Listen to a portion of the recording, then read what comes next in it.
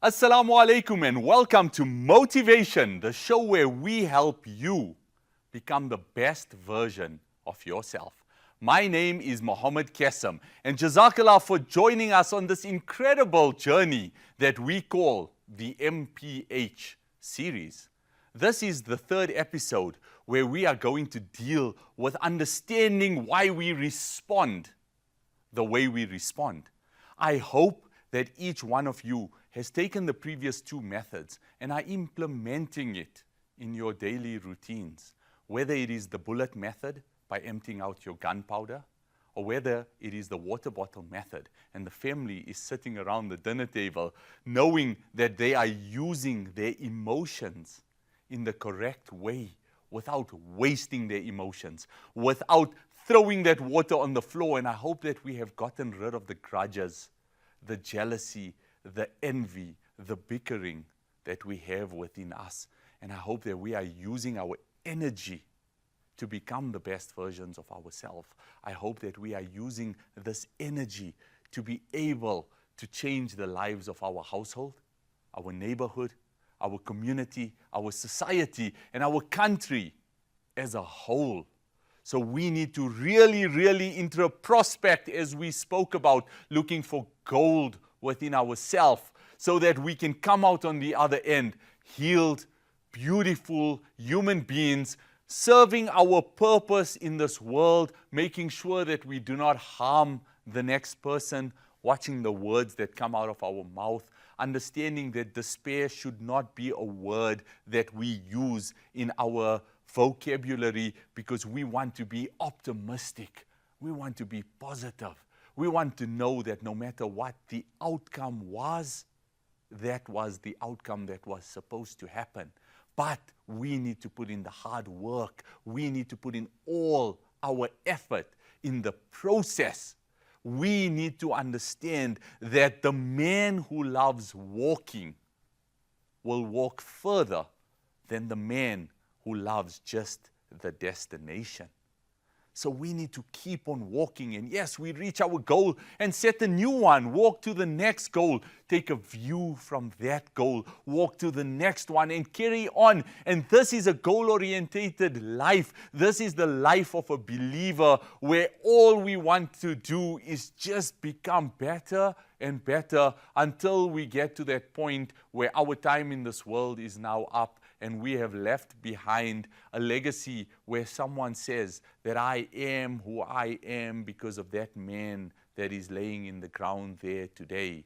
This is the type of life we want to live. We do not want to live a mundane life where your today mirrors your yesterday and your tomorrow will mirror your today. But instead, we want to take the lessons from yesterday, implement the change today, so that we can become the best versions of ourselves tomorrow.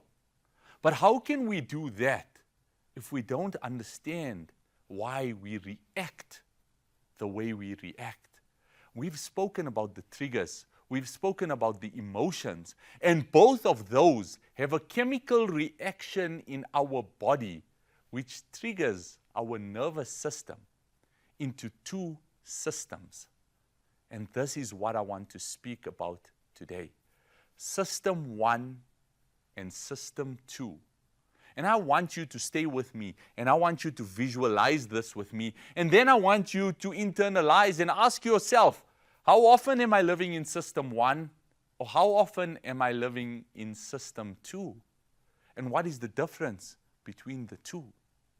System 1 is an instinctive system. It's a system that says fight, flight, or freeze. What does that mean? When someone puts your life in danger, your system will go into a mode of fight, flight, or freeze, meaning you would either fight back to protect yourself, you take flight and run away to protect yourself, or in some cases, your body goes into a shock mode and it freezes to protect yourself. And how many of us have felt this?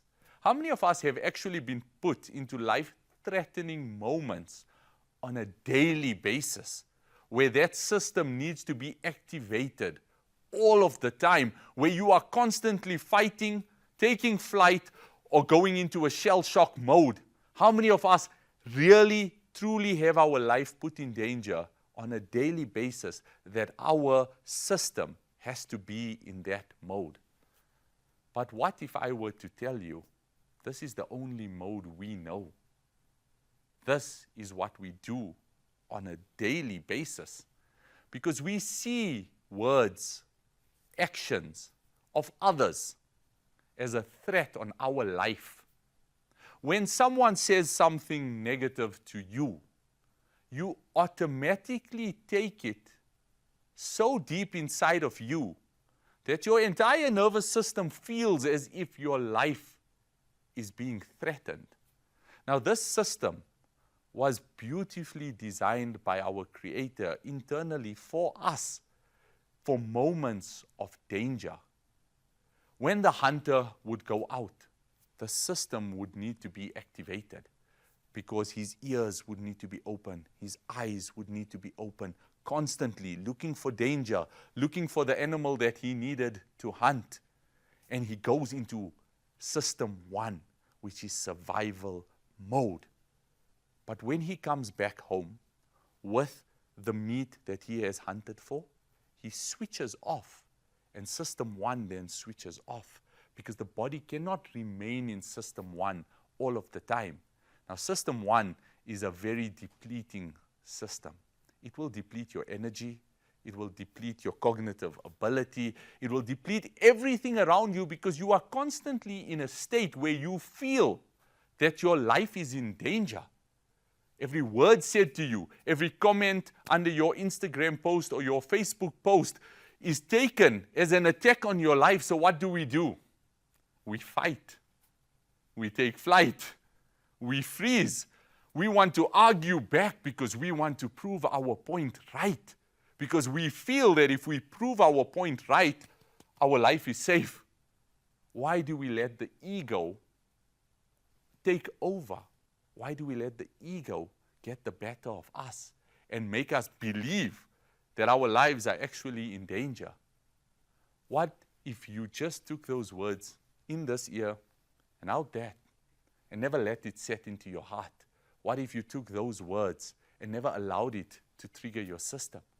How much calmer would you be as an individual? How much more energy would you have to put into the resources, the business ideas, the ibadat, the prayers, the dua, the children around you? How much more energy would you have to put into them when you are out of survival mode? So we need to understand that every word said to us is not an attack. Everyone looking at us might be staring into blank space, and we think they are giving us dirty looks. And we take it internal, and we harbor that feeling inside of us. And system 1 empties that water bottle that we spoke about last week. It empties it quicker and quicker than you could ever imagine.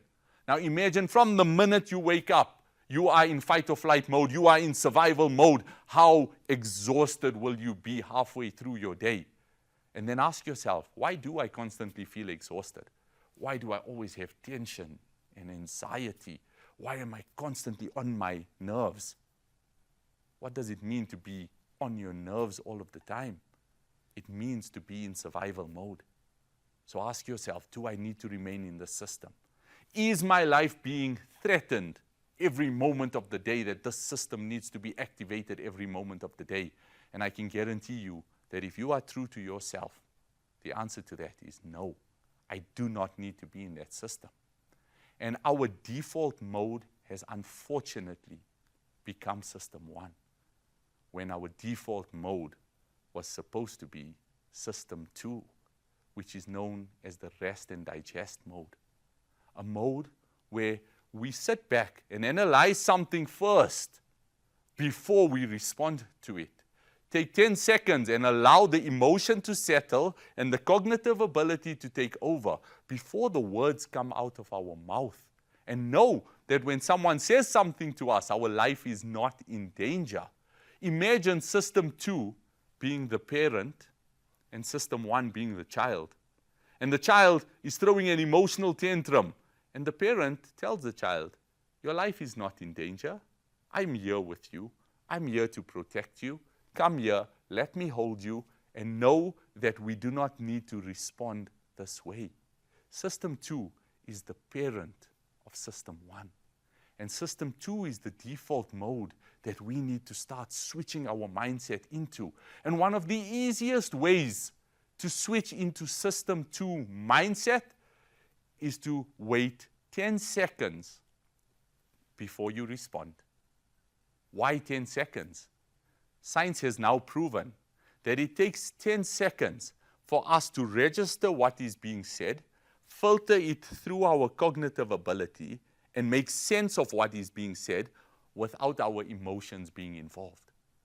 However, if within that 10-second period you respond, you are going to respond directly from an emotional point of view. You are going to respond directly from system 1.